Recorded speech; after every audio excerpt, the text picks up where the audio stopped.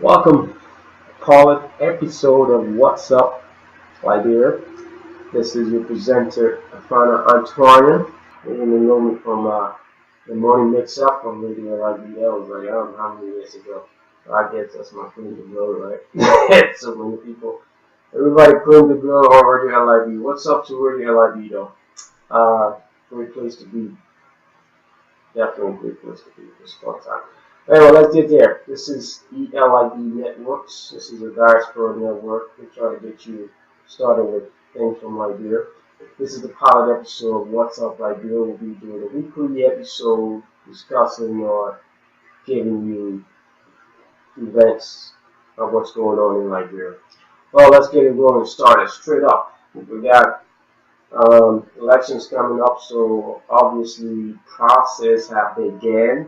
And they're talking about what? We're going for voters. Registration is currently in process. So one of the complaints that we've been hearing a lot of on the radio and the newspaper are people talking about voter fraud, which is there are political candidates who are transporting people in from different parts, not even from Liberia, but different parts of West Africa. And people are coming in to register to vote, and they're taking their voting card from them. So you pay somebody $10, they go vote to register for your party. You take their voting card or vote to register to vote for you, and they don't even live in the country, and they're gone.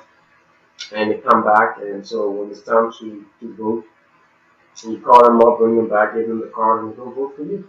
So that's the complaint so far. But how do we get there? How do we get that far to have such a loop in the system, such an inadequacy to have this happen? I don't know how to explain that to you. But obviously, something's wrong. We've had 12 years of this administration. Okay? Ellen Johnson Sirleaf led administration. And there was a law which was passed in 2011, the National Identification Bill, that was supposed to register or identify legitimate Liberians living in Liberia, to ID them, to be able to curb such things when it came time for election. Obviously, that did not happen, never went into enforcement. And so now we're dealing with this. So how have people ever been identified as Liberians at these registration sites? Oh yeah, you have a kind of, I mean, you're not sounding like Liberian, man. You're not sounding like Liberian. Go. Now registering you, not sounding like Liberian, not Liberian, man. Oh, you know what's funny? I was in Nigeria for 5 years, okay? I went back to Ivory Coast. I was born in Liberia, raised in Liberia, went to Nigeria because of the war for 5 years. When I went to the Ivory Coast, a lot of people said, oh my God, you guys have a Nigerian accent. You sound just like Nigerian people there. I didn't know that. I mean, I could have gone somewhere and they said, oh, your name sounds funny. Antonia. Yeah, definitely not Liberian. And then you sound Nigerian. You better move on here. Yeah, but I was born and raised in Carisburg. My mother is from Liberia. My father was a naturalized Liberian. So I'm a legitimate Liberian. Seriously. But if I had stayed in Nigeria that long, and my accent had changed completely, I mean, it only took 5 years, really young. So imagine if I stayed 10, 15 years, going back to Liberia, my following sounding name, my following sounding accent, and I wanted to be identified as a Liberian. No way, Jose. Drop back. You're not for Liberia. Go back to where you're coming from. You're not Liberian, man. So that's what's going on now on the site. How do we get there? We got there because complacency by the Liberian administration. The complacency. How much does it take to register 4 or something million people? You have cities in Africa, you have states like provinces. There's more than 4 million people. Freaking Lagos has almost 10 million people in Lagos. Golly. Yeah, 4 million people. And there was a point where everybody was freaking living in like in Monrovia, right? I mean, there was a farmer who came out of what they said were 3 point something million. And it was, it was juking pretty quick after the war. I'm just saying, I mean, it took us like a few little years, we were up to 4 point something million. People started juking really quick. But Monrovia was essentially everybody was in Monrovia. I mean, you go out to the interior and other places, you just handful of people were living there. So after the war, I mean, after 2003, 2004, I mean, the transition of government, okay, it was 2006, President Came, 2005. I mean, even after 2011, when this national identity law was passed, we had all the time to identify legitimate Liberians, whether by birth or about one parent or whatever. We had all that, yeah, one parent. But two parents, because my other parent got naturalized, and then was from Liberia, so he was small boy, so he was a full-fledged Liberian. But we had all the time for people to be registered and identified as Liberians. Okay, so then we have this problem, and we have it now. So how did we get there? Somebody wants to tell me how we got there. Because of complacency. Now people are crying. Oh, they bring all the people there for Guinea. They bring all the men. When he said, for the Japan, for Sierra Leone, they bring here to come register to vote. So your so-called representative that you voted for, or your senator that you voted for those few years ago, you should let them know that voter fraud and national identification was essential in a democracy, a fair, even playing field. You have to be able to identify the legitimate, legal people who are authorized to vote. I mean, any kind of voting process. If you having like Grand Association vote in America, you don't go get Sierra people and Guinea people to vote. You have to be like you. So that's the problem now. Are we gonna fix it or are we not gonna fix it? Nobody knows. Everybody's still complaining. Other people we know how to complain. We know how to complain. And right now I'm complaining. And what's up? It's what it is. What's up, Liberia? So it's a complaining section, okay? So let's move it a little bit further. When we're talking about voter fraud and we're going on to candidates now. So the National Elections Commission now is saying we have about 21. I know you can see it. You probably can. You can see it. I'm still working on my camera. 21 political parties now registered for the elections in Liberia. 4.5, 4.4 million people.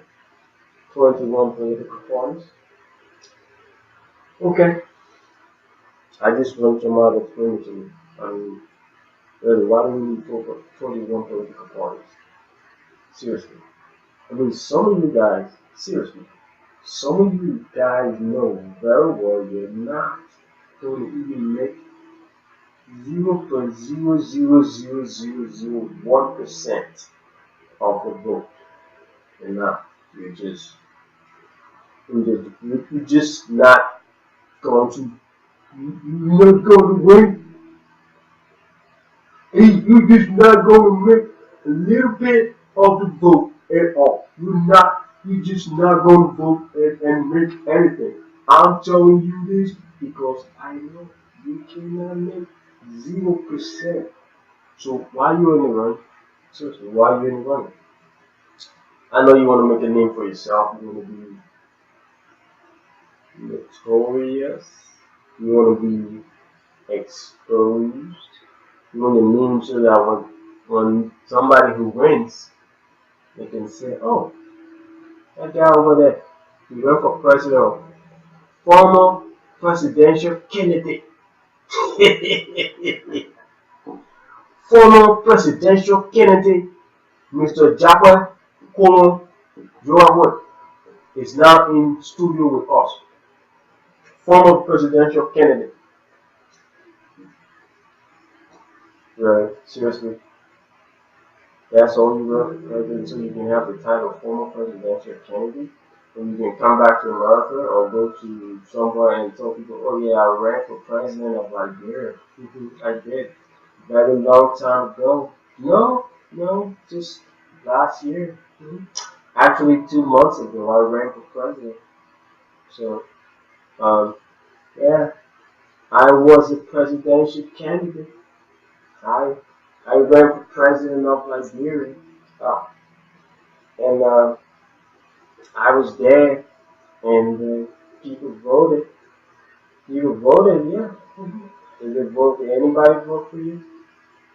Somebody voted for me. Somebody did. Who voted for you? I voted for me. I voted for me. You know what? You don't need to stop. Seriously. You know you're not going to get nothing. Find a political party. There's 21. Let me just move some of them. So maybe something might catch your attention here, okay? And you might like the sound of it. And all these PP, CDP, LEP, Jump PP, SAP PP. There's an UP is there. That's the current government. The Congress of Democratic Change, I guess it's going to be some kind of coalition or something, coalition of democratic change or democratic change, demonstration change. The Liberty Party is there. The Alternative National Congress is there. The All Liberian People Party is there. The National Patriotic Party has been absorbed underneath the Congress of Democratic Change on that coalition now. We also have the Alliance for Peace and Democracy, the New Deal movement, the Old Deal movement, all of that. Yeah, I'm just kidding. All Liberian Coalition Party, some Liberian Coalition Party, yeah, I'm kidding too. The National Reformation Party, the Liberian Destiny Party. That's a good one. You should really go think about that one. The National Democratic Party of Liberia, NDPL. We were 80 star at the B party, NDPL. Everybody was NDPL. UPP? Oh, remember UPP? Yeah, UPP was the opposition. That was Jacksonville Party, right? The United People's Party. Was that the United People's Party or United? I don't know. United South People's Party or something. Liberian People's Democratic Party, the Movement for Economic Empowerment. Dang. That's the party I want. You get economically empowered. The Freedom Alliance Party of Liberia and the Free Democratic Party of Liberia. Yeah, I'm sorry, the Free Democratic Party. Yeah. Alright, the Labour Party of Liberia, LPL. The National Party of Liberia, the National Vision Party of Liberia, the Progressive Democratic Party of Liberia, the Reform United Liberia Party, the Union of Liberian Democrats, the Liberian People Party, the Liberian People Democratic Party, the Republican Party. And we had the Republican Party back there. We can bring that back. I think that's the party I want to be part of now. The True Winning Party. And they also had the fourth one. And they also had the fourth Green Party, right? The True Green Party. It still exists. Somebody's running that. And these are some of the parties. So don't be going bragging about people that I'm a former presidential candidate of Liberia. I ran for president. President of what? Of the Republic of Liberia. Oh, which Liberia? Okay, but anyway, you get my gist. go find a party that you can be part of, work with them, and come up with a better strategy. Hopefully somebody will hire you. Because I know evidently you just want to get hired and get a cabinet or agency position in government somehow.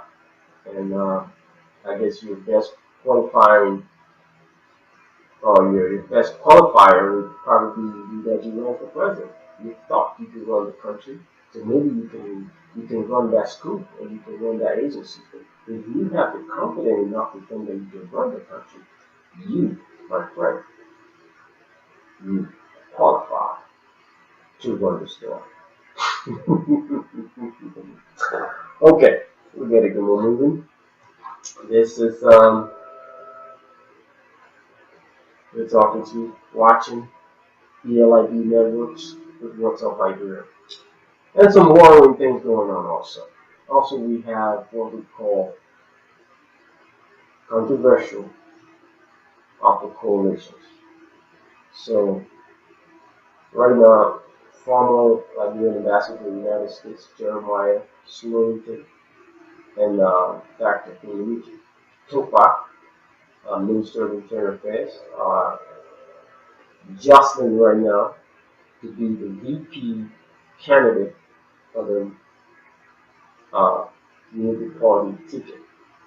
So they'll be running under current Vice President Joseph Walker, who is the standard bearer. Joseph Walker.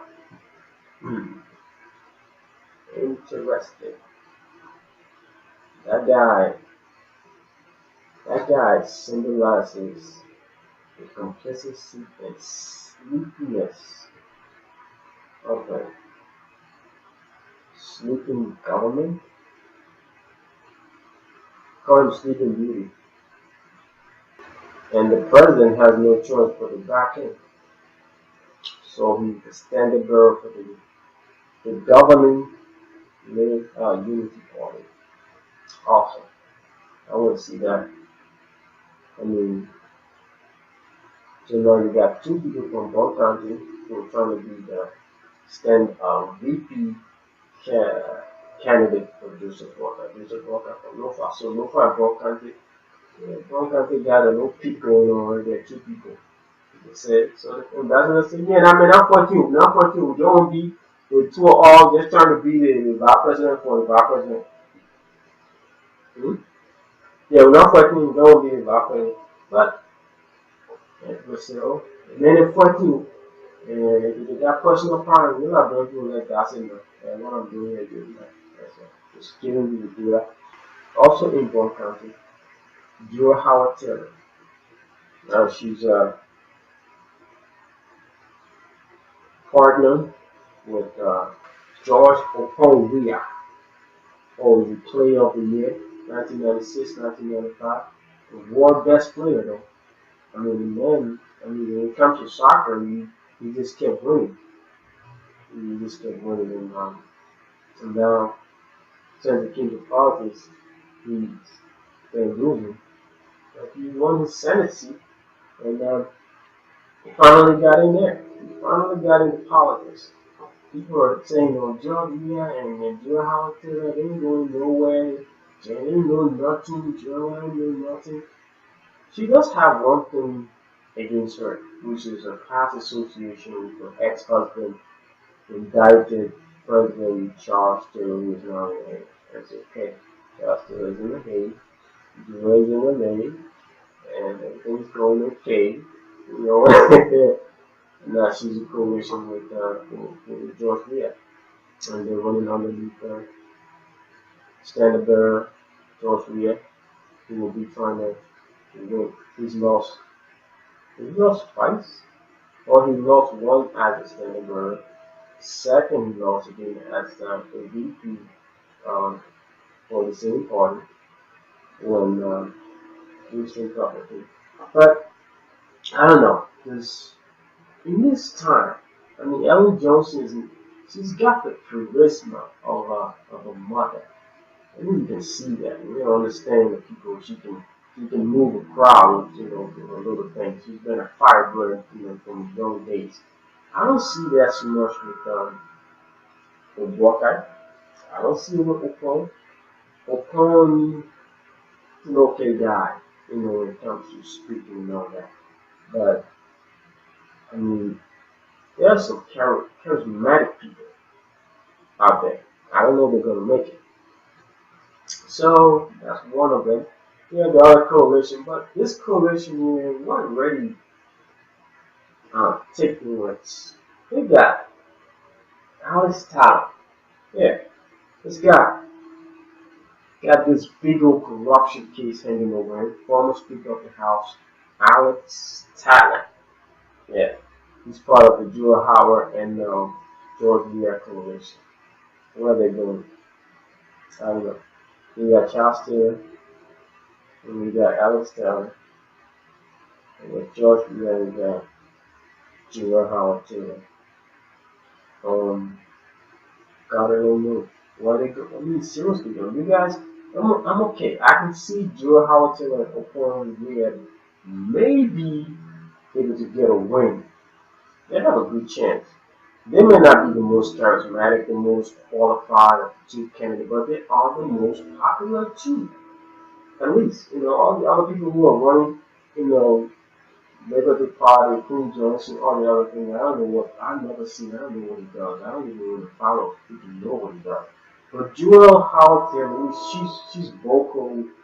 She's exposed. She's visual. You see what she's doing. You hear her speeches, and she's really out there. She's engaging her constituents. I don't know what's going on with Chris Johnson. He's going on. He's trying to be part of the Liberty Party. Now that's the key of the coalition partner. Prince Johnson is a sword on current Liberian politics. It's one of the things. A lot of people are. But I think he's one of the ones who really stands out. Because he's one of the men who was vividly on camera, torturing, killing. He's a man who have a lot of witnesses against him who saw him brutally killing innocent like men.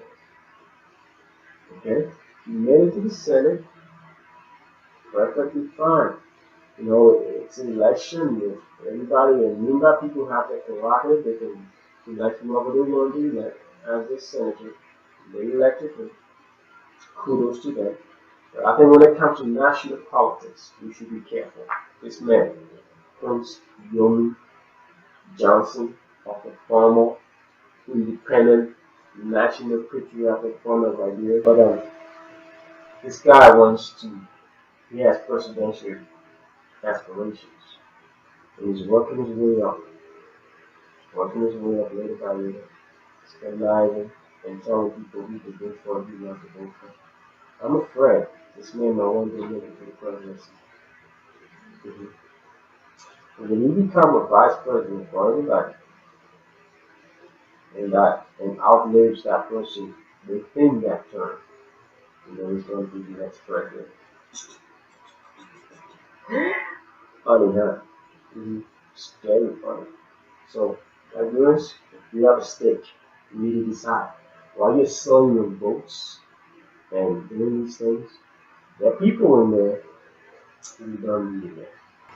He has his past, they all have their past. But we have to identify.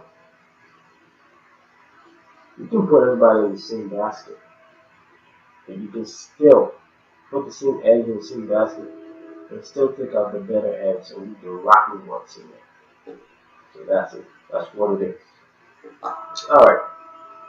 So we're moving forward. Jewel Howard Taylor and George Weah. I say they have a good chance because of the engagement, their popularity with the crowd. I don't know. People say, oh, the Liberty Party had a grand crowd. This is a crowd election. So it's all about how many people you can pull out. That crowd size and that crowd size. So, yeah. See that? We're very excited, people. So, where are we going? This is the first post-war peaceful transfer of power. We're waiting for this. This is big. This is a test. And honestly, we did not study well for this test. We did not prepare for this test. Thank God for the international partners and international community there. But we just not ready for this test. And that doesn't mean you can't take the test. You have to be smart. Even if you're not prepared for a test, you need to use common sense. It's called educated guess. You eliminate the things that don't make sense and the things, the answer that you know that doesn't make any sense. It can be called that. And you eliminate it down to the best answer. It's still a deadly cocktail, but at least you get it down to something when you make a good choice. Alright? I'll be taking my leave for you guys. This is the pilot episode of What's Up Liberia, and hope to be bringing you more of these episodes weekly from ELIB Network. This is A.E. Antoine, presenting ELIB. See you next time. Hold on to your peace, and more episodes are going to come. You're not going too far. Just keep it right here.